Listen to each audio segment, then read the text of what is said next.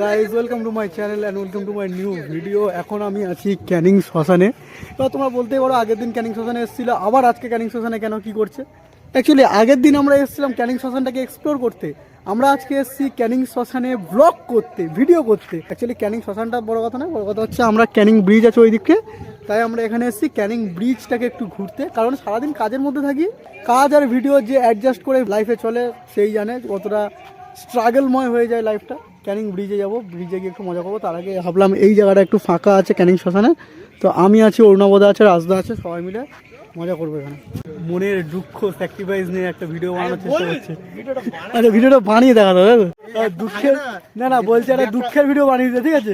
সে হাসতে হাসতে ক্যামেরা থেকে দেখাচ্ছে, ভাই কার দুঃখ হলে হাসি লাগে? রাখো, আচ্ছা ঠিক আছে, আরেকবার না পাশে রেখে দে। ভাই কি দুঃখের ভিডিও বানাবো, লাইভে কোনো দুঃখই নেই ভাই, বলছে বলে দুঃখের ভিডিও বানিয়ে দিতে। আচ্ছা ঠিক আছে, আর আরেকবার, ঠিক আছে, লাস্ট বার দুঃখ হবে। আমরা তো দেখে মনে হবে না কাছ থেকে, একটা পাশে রাখো।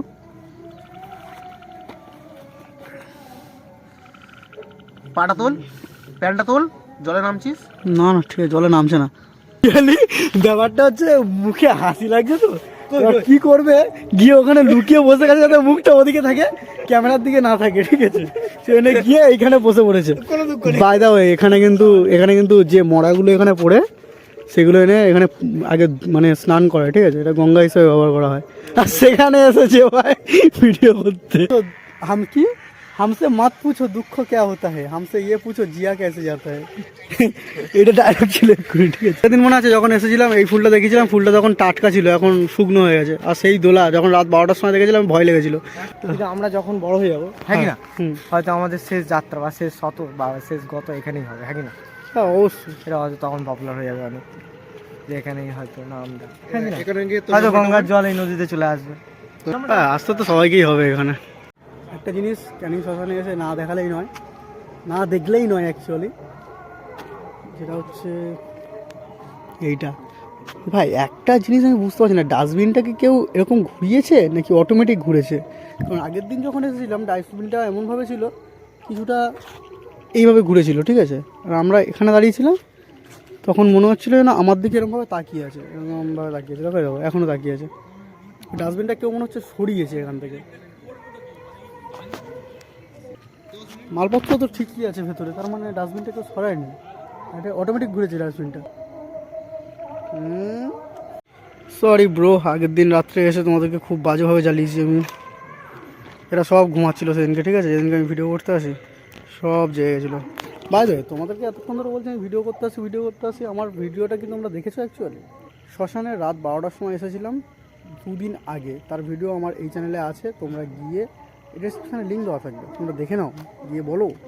তো এখান থেকে আমরা এখন যাব বাড়িতে গিয়ে হালকা ফুলকা খাওয়া দাওয়া করতে হবে, খাওয়া দাওয়া করে তারপর এখান থেকে বেরোবো। আমরা বেশিক্ষণ থাকবো না, এটা হচ্ছে আমার ফ্যামিলি চ্যানেল, বুঝলে? কি হয়েছে ফ্যামিলি? ও আমার গাড়িটা কি লাগছে দেখো।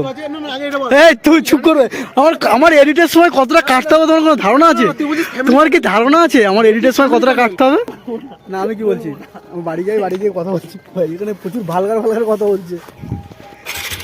আজকের ভিডিওটা একটু শর্ট ছিল, কারণ দেখো অফিস আমার সকাল 9টা থেকে সন্ধ্যা 7টা পর্যন্ত, ঠিক আছে?